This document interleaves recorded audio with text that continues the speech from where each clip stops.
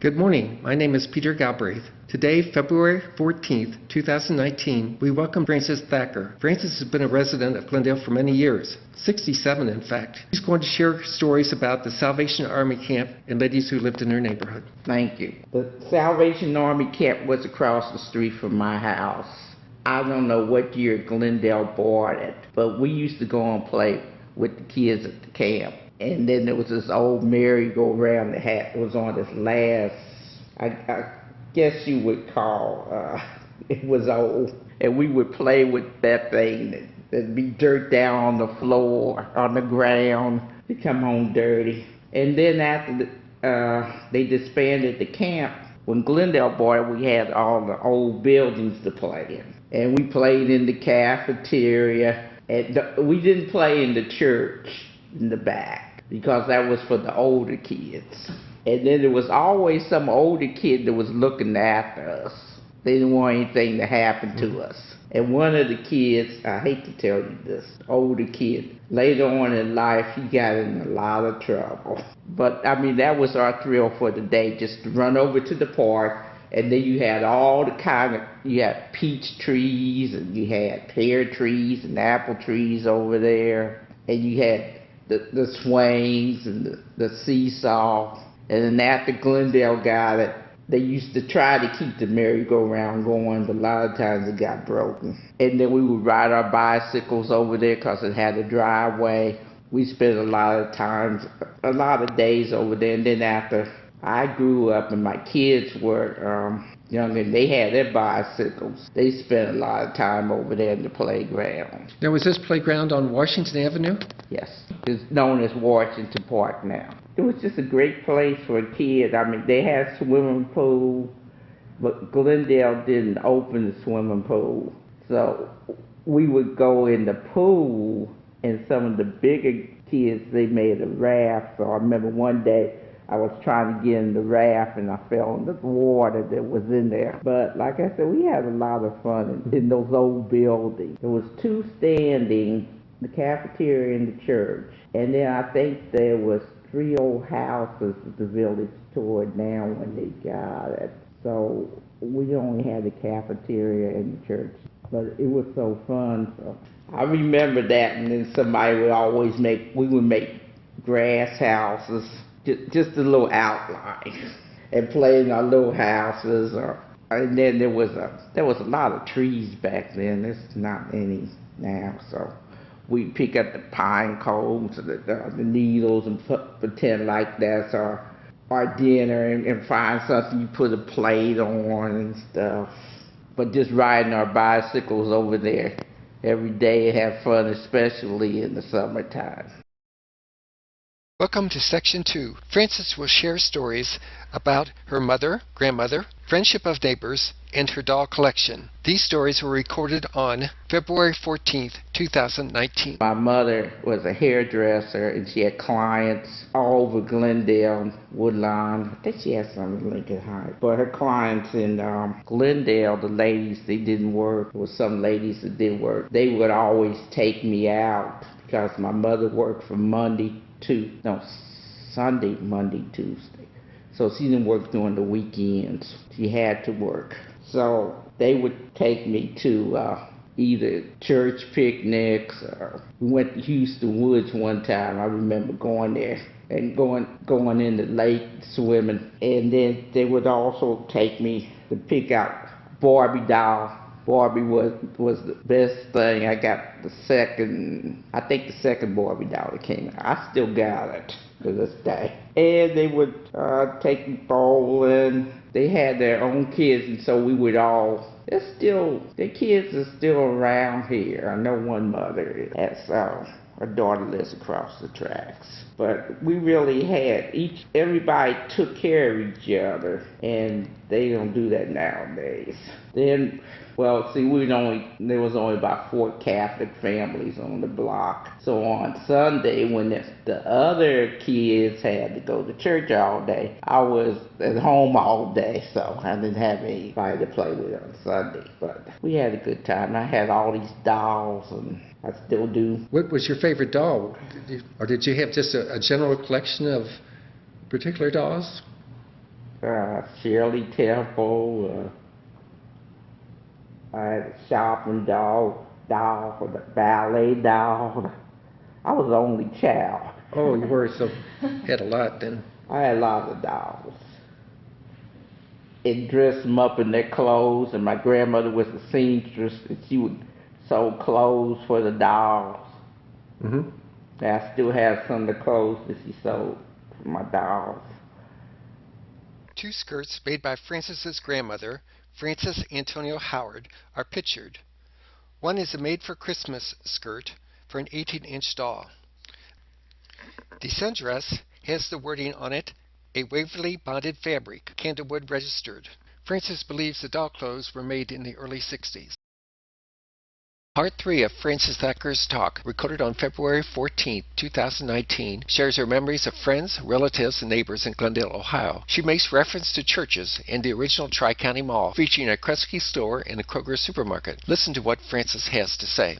We would go places. We went to one cousin's birthday party and kept on eating all the candy. I remember that. I was sick that night. We'd be playing baseball or badminton during the summertime. And then I had one friend lived in Glendale, Rosemary, and we be playing all the time. Rosemary is 66, and I hadn't seen her in years, and back in 2005, someone knocked on my door. It was Rosemary.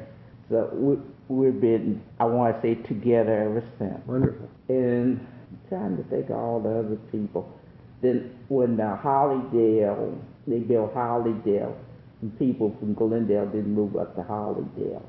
But their kids kept on coming back. They would ride their bicycles back every day, come down and play with the kids in the neighborhood. And I'm trying to think of some place else. Oh yeah, Tri-County. We love to go to Tri-County. You go to Kroger's, or we do go to Kresge's. Kresge's had a back door. That was a 10-cent store at that time. Go shopping at Kresge's, and then you go next door to Kroger's and get your food. And it was better than the Kroger's we got. They would love to shop in Tri-County. They had all the dress clothes and shoes, and just go there and just walk. My mother went like every Monday, I think. And then we had some kids that she would do their hair, and they kind of adopted us. One day, she would go home, do her homework, and then come back and stay with us until it was time to go home. So we just decided we just take her with us when we go to Tri-County. And sometimes there was a lot of kids in the place. They like to stay there with my mother and I. So to this day, I don't have any grandkids, but I still hear from a couple of them. They had grandkids, so I call them the foster kids. Oh yeah, then they would have the Wednesday night club. That was my mother's club. They would play Pokino. It's like bingo. And then sometimes I would play with them because I had they would play for pennies. And then during the year, they would have they call them socials back there, picnic, and they would have all this food, and then my stepfather, and then one of the other neighbors lived down the street, Uncle Walter Gray, and I think his wife's name was Lizzie, and Uncle Walt had his fiddle, and my stepfather had his guitar, so they would play. And the other people be eating. It was just a get-together. And I would go. I was the only child. See, I went to a lot of places that the other kids here in Glendale didn't go to because I was around older people. And that was a lot of fun. In the same club, they had that little Christmas club, too, where they put money in I think they met every week. And then at the end, they would have money to get their Christmas gifts. The women in that club, I think they were a little bit older. And then we used to have the different stores we went to. We had Miss Neal's store up there where, matter of fact, Maple Knoll is now. Because it was Lincoln, and Lincoln went past. Well, where it was paid, that was Glendale. Where it wasn't paid, that was Springdale. So up there, they had a couple of houses, and they had Miss Neal's store, and then Miss Neal rented out the top of the store, there was some apartments. And so we would go up there and get candy, and then Mr. Doogie Lee, he dug a hole, and that was the fishing pond. He had dug this big hole, and it's like, and then we go up to the fishing pond and look around. That was the most amazing thing. Yeah, I'm trying to think of somebody else. Now, where was that fishing pond located? It would have been in Maple now. Okay. You know where the fence is when you go up Lincoln Avenue? Okay. That was Springdale. And then Maple Knoll, after all those people died, Maple Knoll bought that. I want to say there was about 3 or 4 houses up there. It might have been more than that, because one of the guys had a landscape service, and he was up there. So, but I'll never forget the fishing pond. That's what we used to go. And then we had, I remember Miss Bailey had a store. It was on Washington Avenue, and she sold ice cream. It probably was homemade ice cream, too, at that time. It was some good ice cream. Mm-hmm. Well, I'm trying to think of somebody else. I can't think of anything else. I don't remember. Now, the people that lived on Hollydale, they came there like in the 60s. They had built that street. There was one house there, and it had a lot of property. But I don't remember too much about the people on Annandale. Some of them were my mother's customers, and they were teachers, social workers, policemen, and then my son was he would play sports with some of the kids over there because they had older parents. And then you had the Baptist church down the street where a lot of people had belonged to the Baptist church, and Quinn Chapel was across the tracks here, and there was some people that belonged there. We knew more that belonged to Mount Zion though. So I only went to Mount Zion when they had weddings, and then we had some people with Jehovah's Witnesses. There was quite a few families. They're still around. They kept to themselves, but they were nice. I'm trying to think of the other religions we had, because I know they had I think Paul and trying to think of Denise's daughter. They did a film about blacks in Glendale. And they didn't represent everybody, and you just represent one church. But I tried to get everybody in there. Next door to me was Mr. and Mrs. McKenzie, and then you had Miss Love next door. And Miss Love, let me see. She was related to Miss Parrish, Bill Parrish. That was his aunt. And then we had the Kilgores and the Williams, the Terrells, and then we had another William. I'm trying to think. Miss Annabelle. Oh, yeah, Miss Annabelle. They loved the barbecue. You could smell the barbecue you walking home from school in the wintertime. I'm trying to think of somebody else. You got the Turner family. There's quite a few of them.